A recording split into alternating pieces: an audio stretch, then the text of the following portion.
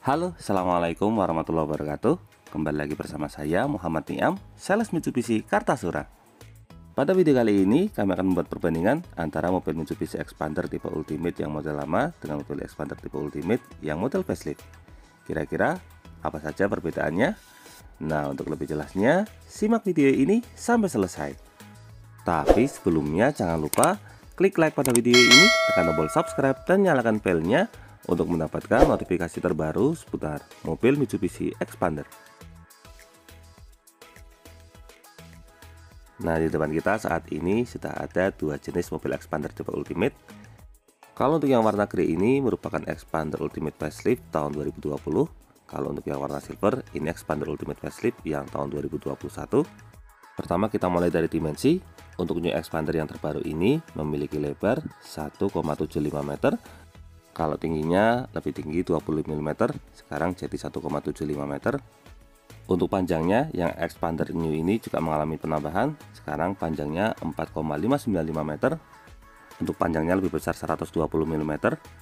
Kalau untuk yang model lama ini panjangnya 4,475 meter. Sebenarnya untuk dimensi inti masih sama. Perubahan ukuran ini lebih dipengaruhi oleh desain grill yang lebih panjang. Dari masalah dimensi, sekarang kita lanjut ke tampilan depan.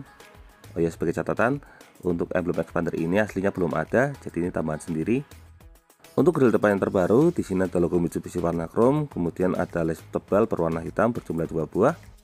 Kalau untuk Xpander yang model lama, di sini grillnya kombinasi antara warna hitam dan warna chrome. Nah, untuk desainnya juga model lakukan seperti ini. Kalau untuk yang New Xpander, desain grillnya model polos. Lalu untuk cover sirkulasi mesinnya, untuk yang model terbaru ini modelnya seperti model honeycomb. Sedangkan kalau untuk model yang lama, nah desainnya seperti ini, jadi hitam polos. Kalau untuk perubahan yang paling mencolok ada di bagian desain lampu.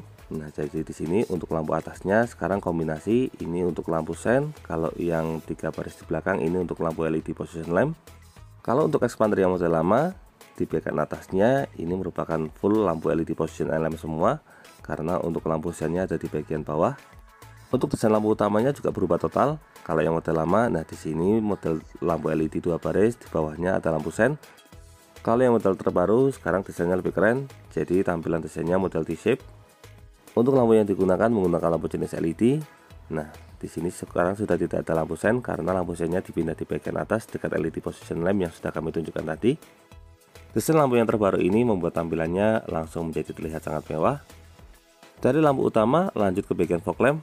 Nah, kalau untuk fog lamp kurang lebih sama. Fog lamp untuk tipe Ultimate ini menggunakan lampu jenis full lamp. Ini sama kalau untuk yang tipe lama juga lampu fog lampnya menggunakan lampu jenis full lamp untuk yang tipe Ultimate.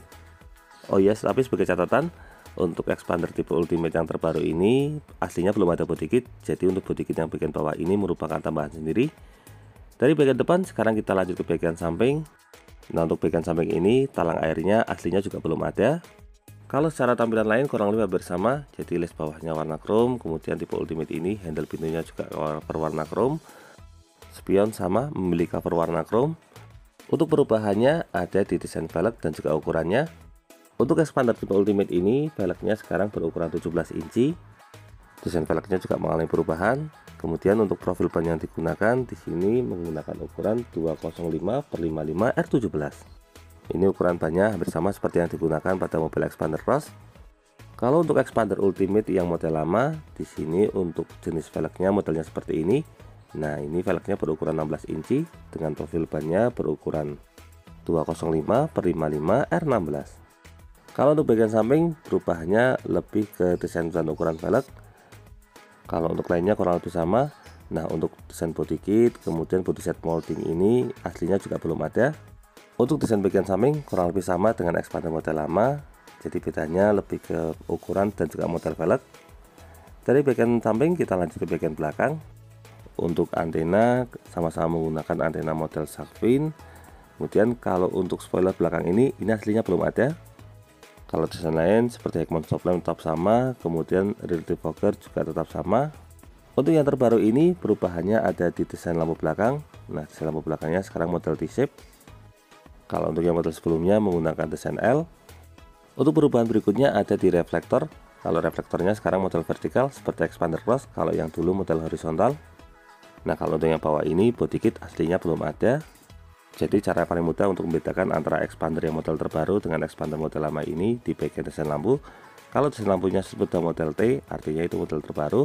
Tapi kalau desain lampu belakangnya modelnya seperti ini, kalau saya menyebutnya dengan istilah model L, itu artinya model lama. Nah, selain itu untuk reflektornya di sini juga modelnya model horizontal. Sebenarnya kalau untuk masalah desain lampunya secara basic sama. Jadi model lampu belakangnya sama-sama seperti ini, bedanya di desain lampu LED-nya saja. Dari bagian eksterior, sekarang kita lanjutkan menuju ke bagian interior. Nah, kalau untuk interior ini sekarang mengalami banyak perubahan. Pertama, kita mulai dari tampilan door trim. Nah, begitu kita lihat door trim, bisa kita lihat ada banyak perubahan.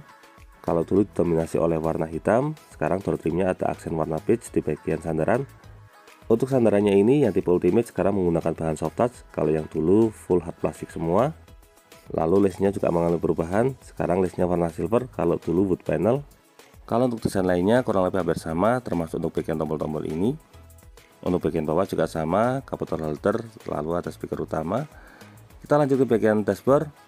Nah, untuk bagian dashboard, di bagian pilar A sama, sudah dilengkapi dengan speaker jenis tweeter. Untuk perubahannya ada di bagian aksen tengah. Sekarang untuk expander Ultimate yang terbaru sudah menggunakan bahan jenis soft touch. Kalau untuk expander yang model lama menggunakan bahan jenis hard plastik. Kemudian tombol infonya juga pindah. Nah, sekarang untuk tombol infonya terletak di bagian tengah sini. Kalau untuk bagian tengah kurang lebih sama. Jadi di sini untuk sebelah kiri ada tombol untuk start stop engine, lalu untuk sebelah kanan tombol spion elektrik. Stability control tetap sama, bedanya sekarang ada tambahan fitur auto stop and go. Ini fungsinya kurang lebih sama seperti fitur idling stop system. Lalu berikutnya kalau untuk tampilan bawah kurang lebih sama. Untuk pilihan transmisi tetap sama, jadi tipe Ultimate ini hanya tersedia dalam transmisi matic, tidak ada manualnya. Sekarang kita masuk ke bagian dalam supaya lebih jelas. Kita mulai dari cluster meter.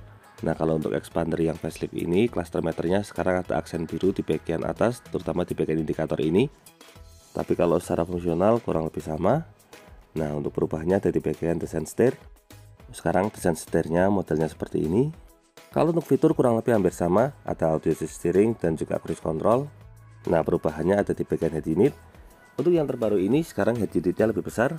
Di sini menggunakan head unit berukuran 8 inci dengan model floating. Kalau untuk yang dulu head unitnya berukuran 7 inci. Lalu perubahan berikutnya ada di bagian AC. Sekarang tipe Ultimate AC-nya sudah menggunakan AC model digital. Kalau untuk yang model lama masih manual. Lalu perubahan berikutnya ada di bagian floor console atau laci bawah ini. Nah, sekarang untuk tipe Ultimate sudah tidak ada laci dengan penutup, semuanya model terbuka. Selain itu untuk yang model terbaru ini separatornya sudah tidak bisa digeser. Untuk transmisi juga mengalami perubahan. Kalau dulu transmisi maticnya menggunakan matic convent, nah kalau yang sekarang menggunakan matic jenis CVT. Kalau secara konsep dengan CVT ini perpindahan giginya lebih halus.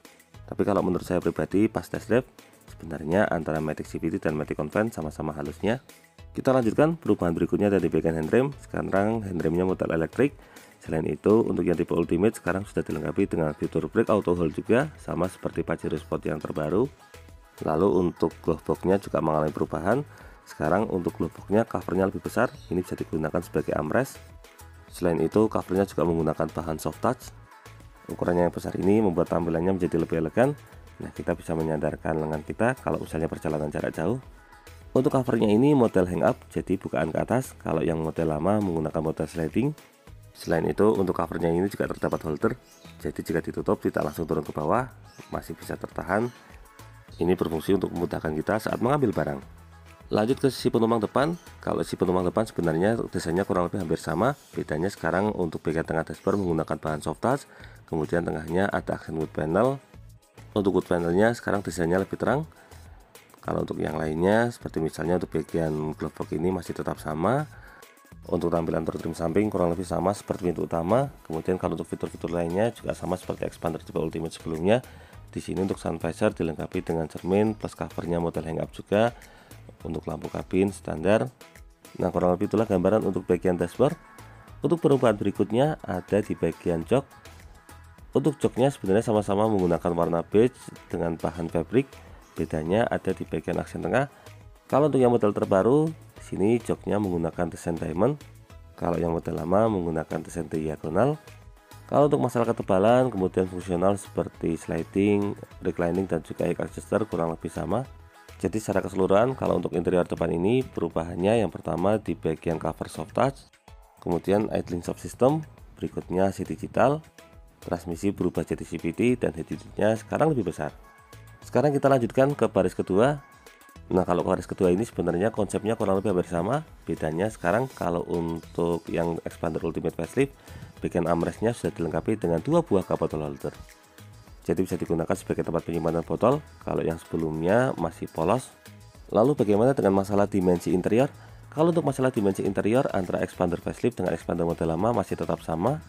Untuk perubahan berikutnya ada di bagian konsol sini. Nah, sekarang sudah dilengkapi dengan 2 buah slot USB. Itu sebabnya yang sekarang di bagian glove box-nya sudah tidak dilengkapi dengan power outlet karena tempat casnya sudah diganti di luar. Perubahan minimalis lainnya ada di bagian atas. Nah, untuk AC double blowernya ini knopnya sudah menggunakan knob model seperti ini. Kalau untuk masalah legroom, headroom tidak ada perubahan karena untuk basic interiornya tetap sama. Dari baris kedua kita lanjutkan ke bagian bagasi. Nah, untuk tuas pintu bagasinya ini sekarang sudah menggunakan model elektrik. Kalau untuk masalah tampilan bagasi kurang lebih tidak ada perbedaan, masih tetap sama. Di sini ada laci penyimpanan di bagian bawah. Kemudian untuk lokasi toolkit dan cungkur ada di bagian samping. Lalu bagaimana dengan masalah mesin? Untuk mesin yang digunakan antara Xpander Ultimate yang facelift dengan Xpander Ultimate yang model lama tetap sama. Keduanya sama-sama menggunakan mesin berkode 4A91. Nah, mesin ini berkapasitas 1500 cc, dilengkapi dengan teknologi Mavic dan juga TOHC. Untuk tenaga yang dihasilkan juga tetap sama, max powernya di angka 77 kW setara dengan 105 PS pada 6000 rpm, dan torsi maksimalnya juga tetap sama di angka 141 Nm pada rpm 4000. Karena memang untuk bagian mesinnya tidak ada perubahan. Nah, kurang lebih itulah gambaran untuk perbandingan antara mobil Mitsubishi Xpander tipe Ultimate yang facelift dengan Xpander tipe Ultimate yang model lama. Semoga video ini dapat bermanfaat, terutama bagi Anda yang saat ini sedang berencana untuk membeli mobil Mitsubishi Xpander. Untuk info dan pertanyaan seputar mobil Mitsubishi Xpander ini, silakan bisa menghubungi kami Muhammad Niam di nomor 081 228 447 856. Atau bisa juga kunjungi dan follow akun Instagram kami di @niammitsubishi. Jangan lupa klik like, subscribe, dan bagikan video ini kepada semua orang yang Anda kenal. Saya doakan bagi Anda sudah like dan subscribe pada video ini, semoga rezekinya semakin lancar dan tahun ini bisa membeli mobil Mitsubishi Xpander semua. Terima kasih banyak sudah nonton video ini, semoga ada manfaatnya. Jangan lupa ingat Mitsubishi, ingat Mas Niam. Terima kasih.